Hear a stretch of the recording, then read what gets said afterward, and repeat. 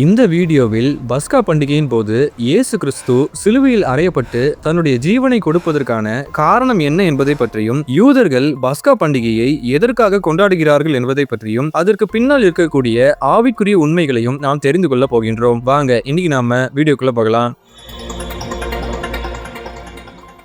பஸ்கா என்ற வார்த்தை எபிரேய சொல்லாகிய பேசா என்பதிலிருந்து வந்தது. இதற்கு கடந்து சென்று விடுதல், தாவி குதித்து கடந்து போகுதல் மற்றும் தாக்காமல் விட்டுவிடுதல் என்கிற அர்த்தங்கள் உண்டு. இந்த பஸ்கா பண்டிகையை யூதர்கள் நிசான் மாதம் 14ஆம் நாள் ஆசரிப்பார்கள். நிசான் மாதம் என்பது யூதர்களின் நாள்காட்டியில் முதலாவது மாதம். இந்த நிசான் மாதத்தை ஆபிப் மாதம் என்றும் சொல்வார்கள். இந்த நாட்களில்தான் வசந்த காலமும் ஆரம்பிக்கும். இந்த வசந்த காலத்தின் போது மரங்கள் மற்றும் தாவரங்களில் புதிய இலைகள் துளிர்க்கும். பஸ்கா பண்டிகை கொண்டாடுவதற்கான முறைமைகளை தேவன் மோசேக்கும் ஆரோனுக்கும் அறிவித்திருந்தார். இதை நாம் யாத்திராகமம் 12ஆம் அதிகாரத்தில் பார்க்க முடியும். இந்த பஸ்கா பண்டிகை தேவனுடைய வல்லமையுள்ள மீட்பின் செயலின் காரணமாக எகிப்தின் அடிமைத்தனத்திலிருந்து இஸ்ரவேல் ஜனங்கள் விடுவிக்கப்பட்டதையும் அவர்கள் தேவனுடைய ஜனமாக ஆனதையும் அவர்களுக்கு நினைப்பூட்டும் வகையில் கொண்டாடப்படுகிறது. புதிய ஏற்பாட்டு காலத்தில் நம்முடைய ஆண்டவராகிய இயேசு கிறிஸ்துவும் கூட இந்த பஸ்கா பண்டிகையின் நாளிலே சிலுவையின் மரணத்திற்கு தன்னை ஒப்புக் கொடுத்து சிலுவையிலே தன்னுடைய ஜீவனை கொடுக்கிறார். பஸ்கா பண்டிகை கிறிஸ்துவின் சிலுவைக்கு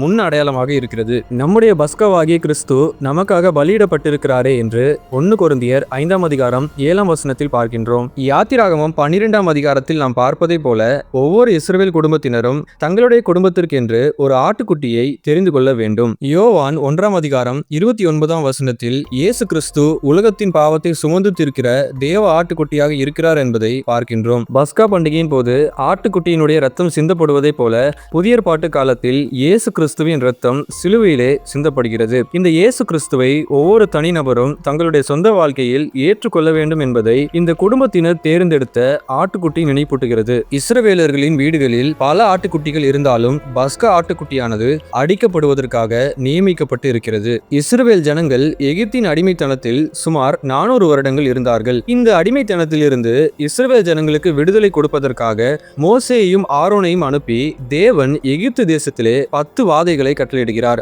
அதில் 10வது வாதையாக தலைப்பிள்ளை சங்காரம் இருக்கிறது. இந்த தலைப்பிள்ளை சங்காரம் என்பது வீட்டில் பிறந்த முதல் குழந்தைகளின் இறப்பை குறிக்கிறது. எகிப்து தேசத்தை சார்ந்த முதல் பிறந்த குழந்தைகள் அனைவருமே பஸ்கா பண்டிகை நாளன்று சங்கார தூதனால் கொல்லப்பட்டார்கள். ஆனால் இஸ்ரவேலர்களுடைய பாளையத்தில் ஒரு குழந்தை கூட இறக்கவில்லை. இஸ்ரவேலை சார்ந்த முதல் பிறந்த குழந்தைகளின் உயிருக்கு பதிலாக ஆட்டுக்குட்டி பதிலீடாக கொடுக்கப்பட்டது. அதே போலவே நம்முடைய ஆண்டவராகிய இயேசு கிறிஸ்துவும் கூட நம்முடைய ஜீவனுக்கு பதிலாக தன்னுடைய ஜீவனையே சிலுவையில் கொடுத்திருக்கிறார். மேலும் ஒரு வயதுள்ள ஆட்டுக்குட்டி பஸ்கா பண்டிகையின் போது பலியிடப்படும். அதை போலவே இயேசு கிறிஸ்துவும் கூட தன்னுடைய பிரதானமான வயதிலே, தன்னுடைய இளம் வயதிலே இந்த சிலுவை பாடுகளின் மூலமாக தன்னுடைய ஜீவனை கொடுக்கிறார். அடுத்ததாக பஸ்கா பண்டிகைக்கு கொடுக்கப்படும் ஆட்டுக்குட்டி பழுதற்றதாக, குறைவற்றதாக இருக்க வேண்டும். இயேசு கிறிஸ்துவும் கூட குற்றம் சாட்டப்படாதவராக இருந்தார் என்பது நமக்கு தெரியும். பொந்தியு பிலாத்துவின் விசாரணையின் போதும் ஏரோது அந்திப்பாவின் விசாரணையின் போதும் அவர்கள்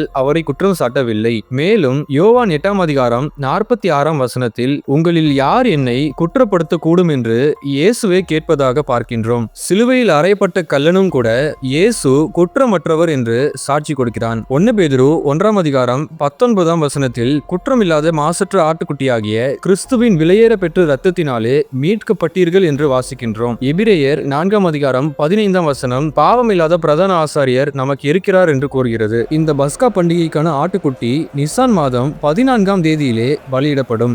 இருப்பினும் இந்த ஆட்டுக்குட்டியை யூத குடும்பத்தினர் 10ஆம் தேதி அன்று தெரிந்து கொள்ள வேண்டும். 4 நாட்களுக்கு இந்த ஆட்டுக்குட்டியை பரிசோதனை செய்ய வேண்டும். அதை போலவே கல்வாரி சிலுவையில் அறையப்படுவதற்கு 4 நாட்களுக்கு முன்பாக இயேசு எருசலேம் நகரத்திற்குள்ளாக பிரவேசித்தார். அந்த நாளை தான் நாம் குருத்தோலை ஞாயிறாக அனுசரிக்கின்றோம். இந்த உலகத்தில் பல முறைகள் சோதிக்கப்பட்டாலும் இயேசு கிறிஸ்து பாவமில்லாதவராக, குற்றமில்லாதவராகவே இருந்தார். பலி கொடுக்கப்படுவதற்கு ஏற்ற நபராக இருந்தார். அடுத்ததாக இந்த பஸ்கா ஆட்டுக்குட்டி பலியிடப்படும் நேரம் பற்றி பார்க்கலாம். இந்த பஸ்கா ஆட்டுக்குட்டியை சாயங்கால நேரத்திலே பலியிடுவார்கள். 2ஆம் தேவாலய நாட்களில், அதாவது இயேசு கிறிஸ்து வாழ்ந்த நாட்களிலும் கூட நிசான் மாதம் 14ஆம் தேதி மாலை 3 மணி அளவில் இந்த பஸ்கா ஆட்டுக்குட்டியை பலியிட்டு வந்தார்கள். நம் அனைவருக்கும் தெரிந்த வகையில் இயேசு கிறிஸ்துவும் கூட சிலுவையிலே தன்னுடைய ஜீவனை இதே நேரத்தில்தான், அதாவது 9ஆம் மணி நேரத்தில்தான் கொடுக்கிறார். விசுவாசிகளாகிய நாம் பலியாக வேண்டிய இடத்தில் இயேசு கிறிஸ்து நமக்காக தன்னுடைய உயிரை கொடுக்கிறார். யூதர்களுடைய நேர கணக்கின்படி காலை 6 மணிக்கு அவர்களுடைய 1ஆம் மணி நேரம் துவங்கும். காலை 6 மணி முதல் 7 மணி வரை இருக்கும் நேரத்தை 1ஆம் மணி வேலை என்று சொல்லுவார்கள். இப்படி பார்க்கும் பொழுது சாயங்காலம் 3 மணி நேரத்தை இவர்கள் 9ஆம் மணி வேலை என்று கூறுவதை பார்க்க முடியும். பஸ்காவிற்கான ஆட்டுக்குட்டி பலியாகும் அதே நேரத்தில்தான் இயேசு கிறிஸ்துவும் தன்னையே பலியாக ஒப்பு கொடுத்திருக்கிறார். அடுத்ததாக பலியிடப்பட்ட ஆட்டுக்குட்டியின் இரத்தத்தை வீட்டு வாசல் நிலைக்கால் 2லும் நிலையில் மேல் சட்டத்திலும் பூச வேண்டும். இந்த இரத்தம் பூசப்பட்ட வீடுகளை சங்காரக்காரன் கடந்து போவான். மற்ற வீடுகளில் தேவனுடைய வாதையின் தண்டனை கொடுக்கப்படும்.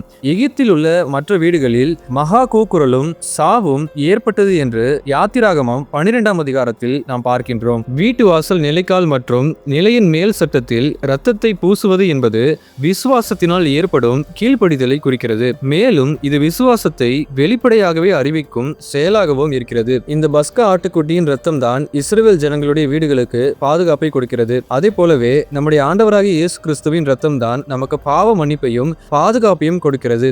எபிரேயர் 9ஆம் அதிகாரம் 22ஆம் வசனத்தில் நியாயப்பிரமாணத்தின்படி கொஞ்சம் குறைய எல்லாம் இரத்தத்தினாலே சுத்திகரிக்கப்படும், இரத்தம் சிந்துதல் இல்லாமல் மன்னிப்பு உண்டாகாது என்று வாசிக்கின்றோம். இயேசு கிறிஸ்து சிலுவையில் சிந்தின இரத்தத்தின் மூலமாக நமக்கு பாவ மன்னிப்பும் மீட்பும் கிடைத்திருக்கின்றது. அடிக்கப்பட்ட பஸ்கா ஆட்டுக்குட்டியின் இரத்தத்தை நிலைக்கால்கள் 2லும் மேல் சட்டத்திலும் பூசுவதற்காகவும் தெளிப்பதற்காகவும் ஈசோப்பு பயன்படுத்தப்பட்டது.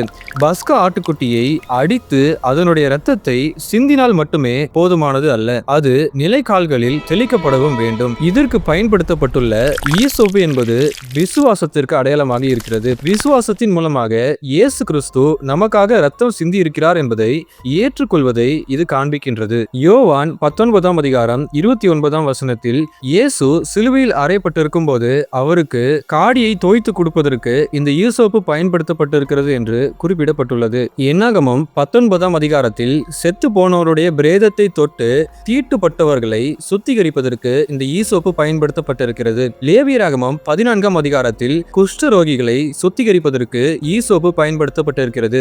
சங்கீதம் 51ஆம் அதிகாரம் 7ஆம் வசனத்தில் ஈசோப்பினால் என்னை சுத்திகரியும் என்று தாவீது ஜெபிப்பதாக நாம் பார்க்கின்றோம். பஸ்கா பண்டிகையின் போது இரத்தம் தோய்க்கப்பட்ட இந்த ஈசோப்பு என்பது பாவ மன்னிப்பிற்கு அடையாளமாக இருக்கிறது. அடுத்ததாக பஸ்கா ஆட்டுக்குட்டியின் மாம்சம் நெருப்பினால் சுட்டரிக்கப்பட வேண்டும். இந்த நெருப்பினால் சுட்டரிக்கப்படுவது என்பது இயேசு கிறிஸ்து பாவங்களுக்கு எதிராக தேவ கோபாக்கினை ஏற்றதை குறிக்கிறது.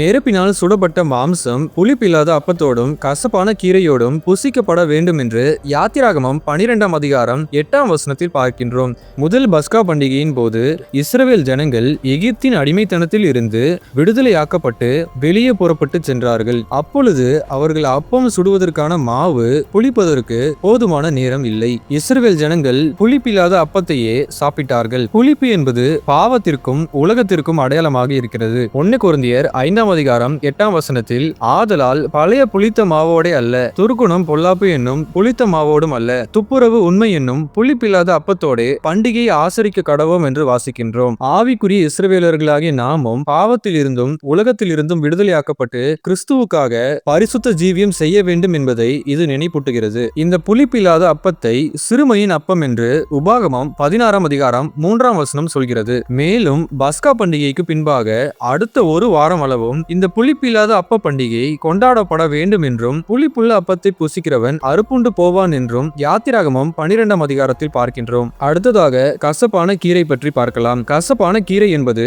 இஸ்ரவேல் ஜனங்கள் எகிப்தின் அடிமைத்தனத்தில் இருக்கும்போது அவர்கள் சந்தித்த கொடுமைகளை நினைப்பூட்டுகிறது. அதே போலவே இயேசு கிறிஸ்துவும் சிலுவை பாடுகளை ஏற்றுக்கொண்ட போது அவர் சந்தித்த அவமானங்களையும் கொடுமைகளையும் நிந்தனைகளையும் பாடுகளையும் அடையாளப்படுத்துகிறது. மேலும் இந்த பஸ்கா ஆட்டுக்குட்டியின் மாம்சம் அடுத்த நாள் விடியற் காலை வரை மீதியாக வைக்கப்படக்கூடாது. இதே போலவே இயேசு கிறிஸ்துவின் உடலும் கூட சூரிய அஸ்தமனத்திற்கு முன்பாக சிலுவையிலிருந்து எடுக்கப்பட்டது. ஓய்வு நாள் தொடங்குவதற்கு முன்பாக கல்லறையில் இயேசுவின் உடல் அடக்கம் பண்ணப்பட்டது. பஸ்கா பண்டிகைக்கான ஆட்டுக்குட்டியை அதை வளர்ப்பவர்களாகிய இஸ்ரவேல் கூட்டத்தாரே அடித்து கொன்றார்கள். அதே போலவே இயேசு கிறிஸ்துவும் கூட தன்னுடைய சொந்த ஜனமாகிய யூதர்களால் சிலுவையில் அறையப்படுவதற்கு குற்றம் சாட்டப்பட்டு சிலுவையிலே கொல்லப்பட்டார். மேலும் பஸ்கா பண்டிகைக்கான பலிக்கான ஆட்டுக்குட்டியின் எலும்புகள் முறிக்கப்படக்கூடாது. அதே போலவே இயேசு கிறிஸ்துவின் எலும்புகளும் சிலுவையில் முறிக்கப்படவில்லை. இயேசு கிறிஸ்துவோடு சிலுவையில் அறையப்பட்ட 2 கள்ளர்களின் எலும்புகளும் முறிக்கப்பட்டது. ஆனால் இயேசு கிறிஸ்துவின் எலும்புகள் முறிக்கப்படவில்லை என்று யோவான் 19ஆம் அதிகாரம் 36ஆம் வசனத்தில் பார்க்கின்றோம். ரோமர்கள் பொதுவாக சிலுவையில் அறையப்பட்டவர்கள் சீக்கிரம் சாக வேண்டும் என்று கால் எலும்புகளை முறித்து விடுவார்கள். எலும்புகள் என்பது பலனையும் வல்லமையும் குறிக்கிறது. இயேசு கிறிஸ்துவின் எலும்புகள் முறிக்கப்படாததின் மூலம் அவர் வல்லமை உடையவராகவும் பலன் உடையவராகவும் அவருடைய வல்லமையில் எந்த ஒரு குறைவும் ஏற்படவில்லை என்றும் நாம் புரிந்து கொள்கின்றோம். இஸ்ரவேல் ஜனங்கள் வருடம் தோறும் தலைமுறையாக நிசான் மாதம் 14ஆம் தேதியிலே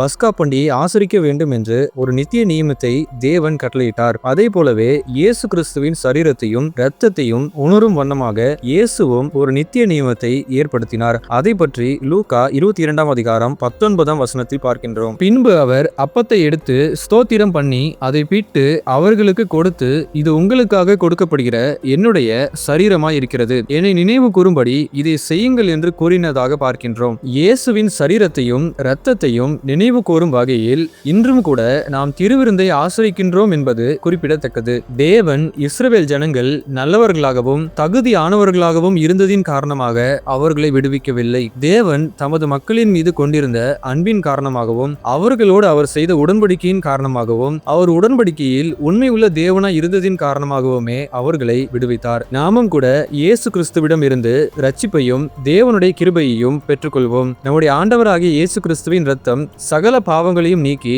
நம்மையும் சுத்திகரிக்கும். ஆமேன். இந்த வீடியோவில் நீங்கள் பார்த்து கற்றுக்கொண்ட காரியங்கள் உங்கள் ஆவிக்குரிய வாழ்க்கைக்கு மிகவும் பிரயோஜனமாக இருந்திருக்கும் என்று கர்த்தருக்குள் விசுவாசிக்கின்றோம். இந்த வீடியோவையும் நம்முடைய சேனலையும் உங்கள் நண்பர்களுக்கும் திருச்சபைக்கும் குடும்பத்திற்கும் அறிமுகப்படுத்துங்கள். ஆண்டவர் தாமே உங்களோடு இருப்பாராக. ஆமேன். இப்படிக்கு உங்கள் ஆவிக்குரிய நண்பன் தமிழ் பைபிள் நெட்வொர்க்.